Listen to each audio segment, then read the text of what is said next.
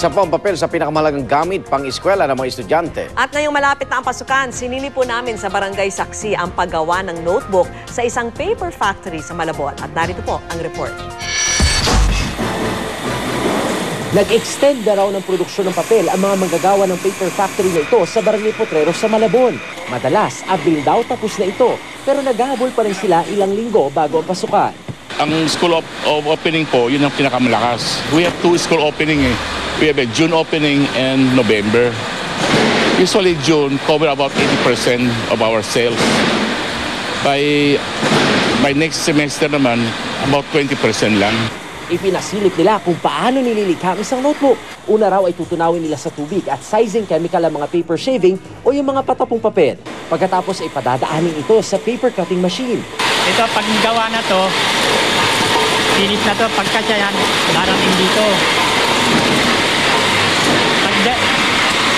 Pagdating dito, guguhitan na, may guhit na. May guhit na.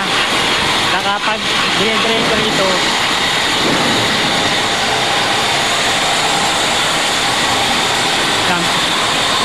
pagdating dito, ganito na. Ganito na. Papel na. Mano-manong bubutasan bago lagyan ng spring. Kada araw, kaya rin nilang makabuo ng 20,000 hanggang 50,000 piraso ng notebook. Kasi magpapasukan na po, ma'am, kasi kaya mabili. Itong notebook na to mabili. Papel, lahat po, ma'am, nandito. Para gawing bagong notebook o pad paper, bumibili raw mga pabrika ng gamit ng papel para i-recycle sa halagang 8 hanggang 18 piso kada kilo. Bagay na pinuri ng mga environmentalist.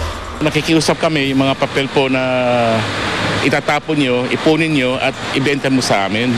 Kailangan yung papel nire-resiklo para maging papel ulit. Puputol ka na para gumawa ka ng puno, para gumawa ka ng bagong papel.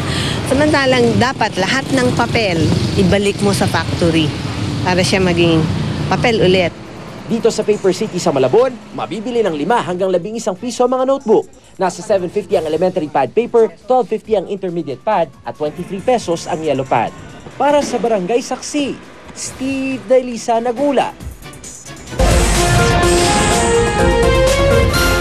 Sa Sports Saksi, matagumpay na nadepensahan ni Brian the Hawaiian Punch Viloria ang kanyang WBO flyweight title. Ang talunin niya si Omar Nino Romero na Mexico. Mabilis na kombinasyon ng suntok ang pinakawala ni Viloria laban kay Romero. Ilang beses ding muntik mapatumba ni Viloria si Romero.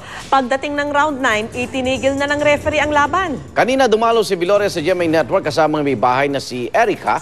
Nag-guest siya sa unang hirit at iba pang programa sa GMA News TV. Nag-courtesy call din si Viloria kina GMA Network Chairman and CEO Attorney Felipe Algozon at GMA President and COO Gilbert Duabit Jr. Thank you for all your support and for all the love you have given me for all these years. You know, this championship also belongs to you. Sa tingin ko itong si Brian, malayo pa mararating nito eh. Dahil yung napanood ko yung kanyang fight, hindi lang basta't puro lakas eh, ginagamit din yung utak. Yan ang talagang sign ng tunay na champion. Mapalad tayo sa dahilang karamihan ng bukod-tanging atleta, particular dito ang mga Pilipinong boksingero, kapuso. Kapuso natin. Nandyan si Manny Pacquiao, siyempre nandyan si Brian at si Ana Pulaton. Kaya nagpapasalamat tayo. At sama-sama natin saksihan Pinay Jessica Sanchez. Mainit na sinalubong sa kanyang homecoming sa San Diego, California.